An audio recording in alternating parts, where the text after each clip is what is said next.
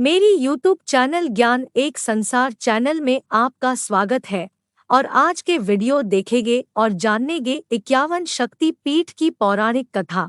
माँ के हर शक्ति पीठ का अपना महत्व है क्योंकि यह माँ के शरीर के अंग है।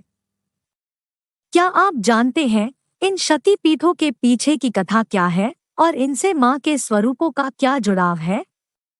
आइए जाने माँ के इन धार्मिक स्थलों की कथा और उनका महत्व। इस वीडियो चालू होने से पहले मेरी चैनल को सब्सक्राइब करें और वीडियो को लाइक, कमेंट, शेयर करें। माँ दुर्गा के 9 स्वरूपों के बारे में हर कोई जानता है और नवरात्रि में माँ के इन्हीं रूपों की आराधना की जाती है। हिंदू धर्म में नवदुर्गा पूजन के समय ही माँ के मंदिरों में भी भक्तों का तांता लगता है और उनमें भी माँ के शक्ति पीठों का महत्व अलग ही माना जाता है। पवित्र शक्ति पीठ पूरे भारत के अलग अलग स्थानों पर स्थापित हैं। देवी पुराण में 51 शक्ति पीठों का वर्णन है तो देवी भागवत में 108 और देवी गीता में 72 शक्ति पीठों का वर्णन मिलता है। वहीं तंत्र चूड़ामणि में 52 शक्ति पीठ बताए गए हैं। देवी पुराण के मुताबिक 51 शक्ति पीठ में से कुछ विदेश में भी स्थापित है। भारत में 42, पाकिस्तान में 1, बांग्लादेश में 4, श्रीलंका में 1, तिब्बत में 1 तथा नेपाल में 2 शक्ति पीठ है। माँ के 51 शक्ति पीठों की एक पौराणिक कथा के अनुसार राजा प्रजापति दक्ष की पुत्री के रूप में माता दुर्गा ने सती के रूप में जन्म लिया था और भगवान शिव से उनका विवाह हुआ था। एक बार मुनियों के एक समूह ने यज्ञ आयोजित किया। यज्ञ में सभी देवताओं को बुलाया गया था। जब राजा दक्ष आए तो सभी लोग खड़े हो गए, लेकिन भगवान शिव खड़े नहीं हुए। भगवान शिव दक्ष के दामाद थे, यह देखकर राजा दक्ष बेहद क्रोधित हुए। अपने इस अपमान का बदला लेने के लिए सती के पिता राजा प्रजापति दक्ष ने भी एक यज्ञ का आयोजन किया।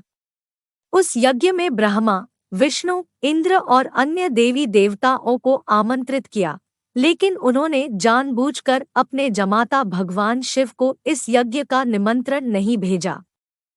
भगवान शिव इस यज्ञ में शामिल नहीं हुए और जब नारद जी से सती को पता चला कि उनके पिता के यहाँ यज्ञ हो रहा है लेकिन न उन्हें निमंत्रित नहीं किया गया है, यह जानकर वे क्रोधित हो उठीं। नारद ने उन्हें सलाह दी कि पिता के यहाँ जाने के लिए बुलावे की जरूरत नहीं होती है। जब सती अपने पिता के घर जाने लगी तब भगवान शिव ने उन्हें समझाया लेकिन वह नहीं मानी तो प्रभु ने स्वयं जाने से इनकार कर दिया। शंकर जी के रोकने पर भी जिद कर सती यज्ञ में शामिल होने चली गई। यज्ञस्थल पर सती ने अपने पिता दक्ष से शंकर जी को आमंत्रित करने का कारण पूछा और पिता से उग्र विरोध प्रकट किया। इस पर दक्ष भगवान शंकर के बारे में सती के सामने ही अपमानजनक बातें करने लगे। इस अपमान से पीड़ित सती ने यज्ञकुंड में कूदकर अपनी प्राणाहुति दे दी। भगवान शंकर को जब यह पता चला तो क्रोध से उनका तीसरा नेत्र खुल गया। ब्रह्मांड में प्रलय व हाहाकार मच गया। शिव जी के आदेश पर वीरभद्र ने दक्ष का सिर काट दिया और अन्य देवताओं को शिव निंदा सुनने की भी सजा दी।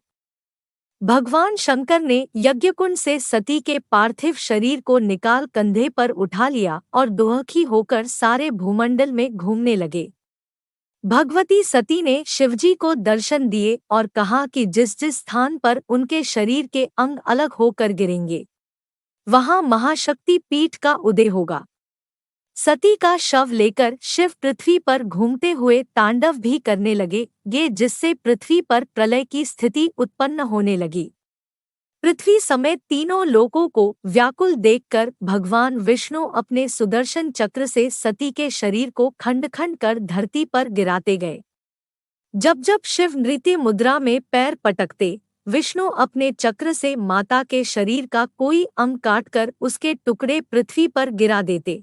शास्त्रों के अनुसार इस प्रकार जहाँ जहाँ सती के अंग के टुकड़े, उनके वस्त्र या आभूषण गिरे वहाँ वहाँ शक्ति पीठ का उदय हुआ। इस तरह कुल 51 स्थानों में माता के शक्ति पीठों का निर्माण हुआ। अगले जन्म में सती ने राजा हिमालय के घर पार्वती के रूप में जन्म लिया और घोर तपस्या कर शिव को पूर्ण पति रूप में प्राप्त किया। आपको वीडियो अच्छा लगा होगा तो लाइक कमेंट कर देना। जय मां अम्बे, जय मां दुर्गा।